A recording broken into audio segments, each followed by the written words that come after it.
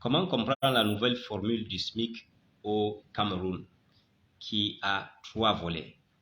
Bonjour, je m'appelle Abdullah Amadou, je suis inspecteur du travail.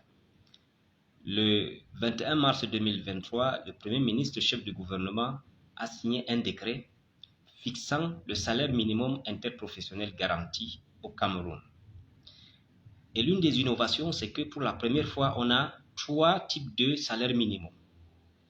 Nous avons le SMIC de 41 875 francs pour les agents de l'État relevant du Code du travail, c'est-à-dire les décisionnaires et les contractuels qui travaillent dans la fonction publique, dans les établissements publics administratifs et les collectivités territoriales décentralisées, c'est-à-dire les communes, les communautés urbaines et les conseils régionaux.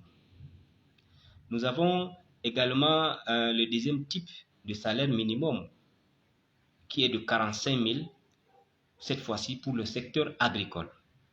Le secteur agricole, comme le rappelle la convention collective de ce secteur concernant le champ d'application, concerne donc les entreprises ou les établissements qui font dans l'exploitation d'agriculture, d'élevage, de chasse, de piégeage et de capture d'animaux.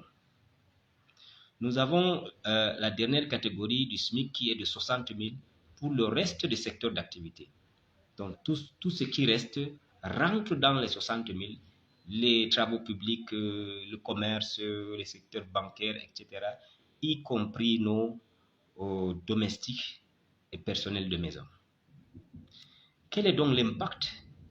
L'impact est grand parce que vous allez trouver dans beaucoup de grilles salariales, parfois même des catégories, toute une catégorie avec tous ces échelons qui ont des salaires inférieurs au SMIC.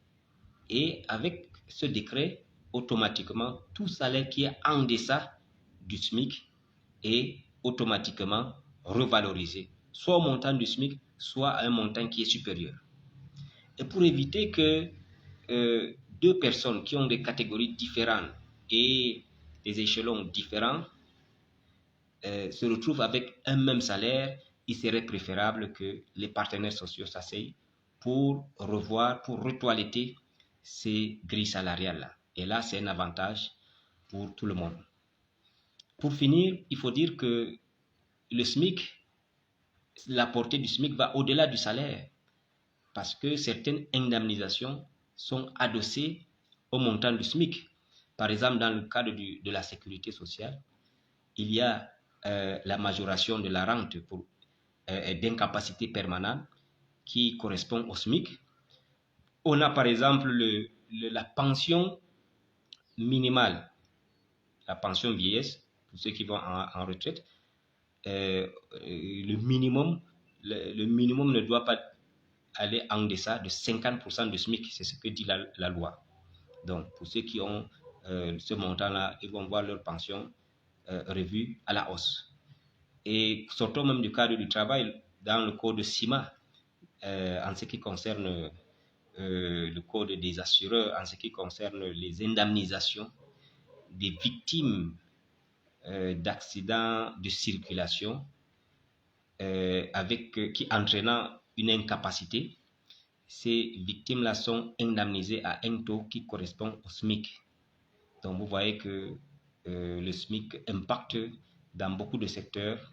C'est pour cela que dans les jours à venir, vous allez constater que cette revalorisation va faire bouger beaucoup de lits, tout comme elle va faire couler beaucoup d'encre et de salive. Et dans ce sens, en attendant vos précieuses questions, je vous souhaite bon boulot.